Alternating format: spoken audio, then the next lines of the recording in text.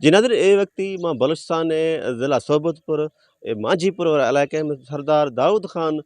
खोसो पारां ईंदा जेके वाॻूए फार्म ठारी मथे तइदाद में वाॻू इसी शौक़ भी अस्ते इसी कारोबार भी अस्ते हमें वाला ए जेको डंडे डंडा में ए वक़्ति जो वाॻू अस्ते मदर तइदाद वाॻू अस्ते ईंदा ए निमा ए सरदार साहब को तमार कनु हाल और ए इसे वाॻू धार के ये शौक़ नहीं या कारोबार है छे वसा ये तमाम खतरनाक जानवर है बेद फोला के छा कुछ के बिस्मिल्लाहिर्रहमानिर्रहीम जान भी सके मैं बलोचस्तान थ्रू मैं मैसेज ब्रोई मैं बलोचिस्तान भी मैं सिंध चा भी काफ़ी बलोच आबाद हूँ हमारे वास्ते मैसेज है मां लंघण नहीं हूँ मारा लंघण बनाती है शुरू मैं गुनिया साहिल वसाइल है कमी नहीं मैं उन्हें शोहर में गुनिया गैस में गुनिया तेल में गुनिया उड़ा मां फंडो हूँ मारा नहीं भी हकीर नजर आई उन्हें फंडोक थी सी रोगे मां फंडोक नहीं हूँ ए वागू है मदे कारोबार है ए वागू है बूट मदे कीमती हैं इसी गोश्त मदे कीमती हैं इसी हर शय कीमती है मैं गुनिया आफ हंसते हैं मैं गुनिया डिगार हंसते हैं साल्ट ए तो वशे आफ है वागू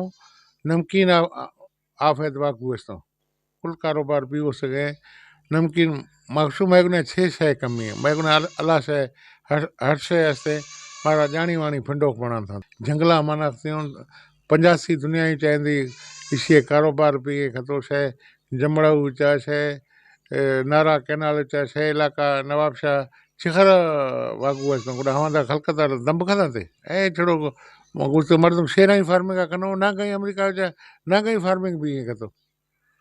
मैं गुने पैसो मैं दोस्त आखता था एक इंग्लैंड हस डहोइया गुस्ता के शाह खोरे शे मां गिंदा तो शागी कुंडा डॉलर पत्थर सी और शाह हवान फजी खनी सारा मामा फजी खन गए वक्त आवे से कि मां गूगल आ इस्तेमाल करूं यूट्यूब का इस्तेमाल करूं दुनिया नहीं मैं आही छकाएं शाह गिंदे जॾहिं ये गूगल यूट्यूब मां तरक़ी दई अमेरिका हैशी तो पाकिस्तान बंद कतो ऐशा खबर भी बाबा शा लेटेस्ट इन्फॉर्म न ब्रोई तरक़ी खनो रहो सागी गलबा मुसलमान ही खाई सॼो दुनिया छका जी शाह सरदार दाऊद खान खोसे हवारश के हवे हमें कुछ के तो ए जो फार्मिंग हम जो मैं मांगर मच्छी जो वागू में पालू ए एक वक्त तो ये शौक भी थे कि ए वक्त कारोबार भी थे ए चीज फार्मिंग जगह वधन जी तो बलूचिस्तान सिंध जो पाकिस्तान ए मत खुशहाल भी कैमरा टीम में हमारे इमदाद मुगरी वश न्यूज़ मांझीपुर बलूचिस्तान।